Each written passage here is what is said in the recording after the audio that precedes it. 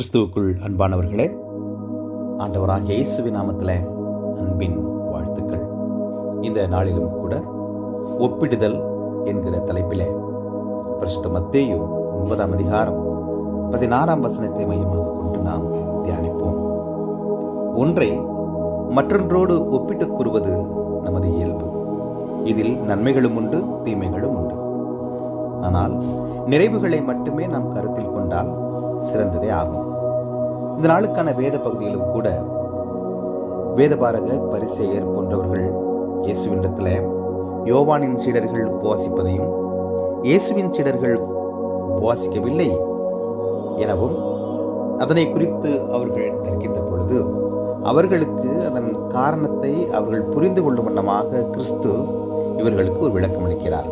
கிறிஸ்து கொடுத்த விளக்கம் அன்றாடம் பயன்படுத்துகிற பொருளின் எடுத்துக்காட்டாக அவர்களுக்கு விளக்கத்தை அளிப்பதை இங்கே நாம் பார்க்க முடியும். ஒருவனும் கோடித்துண்டை பழைய வஸ்திரத்தோடு இணைக்க மாட்டான்.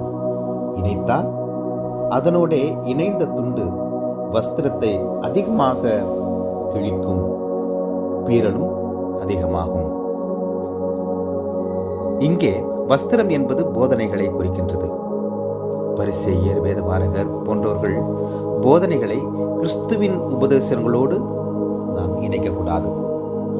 பாரம்பரியம் என்கிற போர்வை வஸ்திரம் அகற்றப்பட வேண்டும் என்பதே இந்த உவமையின் முக்கிய கருத்தாகும்.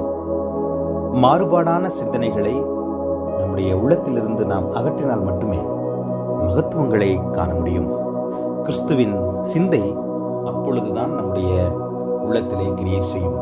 கடவுள் நமக்கு கொடுத்த அநேக நன்மைகள், அவர் கொடுத்த வாக்குத்தத்தங்களை நாம் சுதந்திரித்துக் கொள்ள வேண்டும் என்று சொன்னால், எனக்கு பிரியமானவர்களே, நம்முடைய உள்ளத்தில் இருக்கிற உலக பிரகாரமான சடங்காச்சாரமான அநேக காரியங்களை களைந்தால் மட்டுமே நம் நன்மைகளை பெற்றுக்கொள்ள முடியும். இயேசு கிறிஸ்து வாழ்ந்த நாட்களிலும் கூட உலக பிரகாரமான அநேக காரியங்கள் மற்றும் சடங்காச்சாரமான காரியங்களை அநேக மக்கள் அவருடைய வாழ்க்கையிலே கடைபிடித்து வந்த காரணத்தினாலே அநேக நன்மைகளை அவர்களால் சுதந்திரித்துக் கொள்ள முடியவில்லை. நாமும் கூட உலக பிரகாரமான காரியங்களை சிந்தித்துக் கொண்டு புதிய சிந்தனைகளையும் புதிய காரியங்களையும் நன்மைக்கேதுவான காரியங்களையும் நம்முடைய வாழ்க்கையிலே வளரவிடுவதற்கு தடைகளை உருவாக்கி கொள்ளாதபடிக்கு புதிய சிந்தனைகளை நம்முடைய உள்ளத்திலே வரவழைத்து கர்த்தர் நமக்கு கொடுத்த வாக்குத்தத்தங்களை சுதந்திரித்துக் கொள்ள இந்த நாளிலும் கூட தேவன் நமக்கு கிருபை அளிக்கும்படியாய் அவரிடத்தில் நம்மை நாம் ஒப்புக் கொடுப்போம். புதிய கிரியைகளை நாம் வளர்த்துக் கொள்வோம், புதிய சிந்தனைகளை வளர்த்துக் கொள்வோம். மாறுபாடான உலக பிரகாரமான சடங்காச்சாரமான காரியங்களை நம்முடைய உள்ளத்திலிருந்து அகற்ற தெய்வம் தாமே கிருபை அளிப்பாராக. ஆண்டவரை நோக்கி நாம் பிரார்த்தனை செய்வோம். எங்கள் அன்பின் ஆண்டவரே, நீர் கொடுத்த இந்த புதிய நாளுக்காய் நாங்கள் நன்றி செலுத்துகிறோம். இந்த நாளிலும் கூட தேவரீர் எங்களுக்கு அநேக நன்மைகளை நீர் வாக்கு பண்ணியிருக்கிறீர். அவைகளை நாங்கள் சுதந்திரித்துக் கொள்வதற்கு கர்த்தர் நீர் உதவி செய்யும்படியாக நாங்கள் ஜெபிக்கிறோம். இதனை கேட்டுக்கொண்டிருக்கிற ஒவ்வொரு பிள்ளைகளுடைய உள்ளத்திலும் சிந்தனைகளிலும் ஒருவேளை ஆண்டவரே மாறுபாடான சிந்தனைகள், உலக பிரகாரமான சடங்காச்சாரமான காரியங்கள் ஏதாவது இருக்கும் என்றால், அவைகள் உமக்கு பிரியமில்லாதவைகளாய் இருக்கும் என்றால், அவைகளை களைந்து போட தேவரீர் கிரியை செய்வீராக.